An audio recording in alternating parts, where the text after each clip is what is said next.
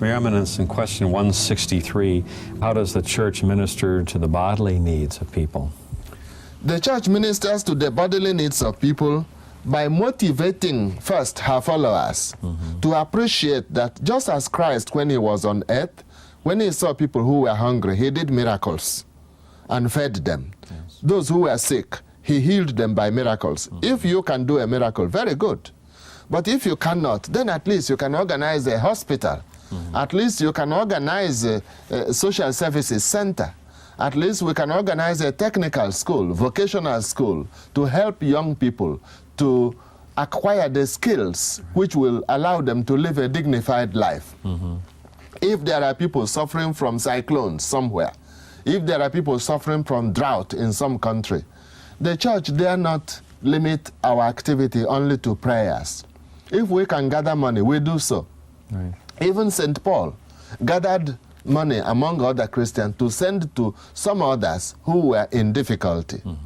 That is why it has been in the tradition of the Church, the Catholic Church, to promote what we call medical apostolate, helping people who are sick, not asking what religion they belong to. You are a human being, you are sick, I help you in the name of Christ. The school apostolate, teaching people, educating people, that is also very necessary. And in any case, that the principles of the gospel will be inspirational in society. It is a total approach to the human person. I think this is where we see the corporal works of mercy, but you also see the spiritual works of mercy are the very foundation. When you look at St. Vincent de Paul, who started a great order of nursing nuns, and other saints in the Church that started the hospital movement, really, in the world. It was open to not just the rich, but the people. It came from people that had a deep prayer life, were performing the spiritual works of mercy, and they flowed over into the corporal works, wanting to help people physically. Exactly. It is that intense love of God and love of neighbor which flowers in practical works. Right.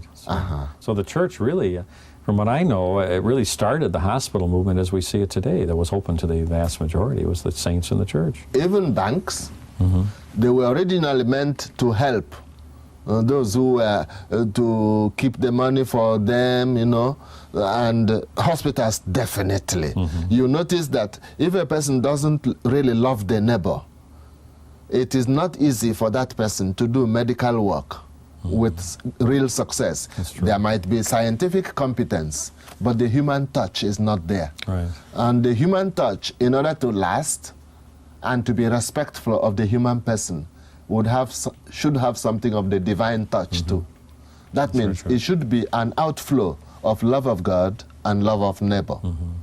Is it any wonder that when many people are sick, they look for hospitals where they will be, you know, looked after by dedicated people who are consecrated to God? That's right. It's no surprise. That's right. Worldwide.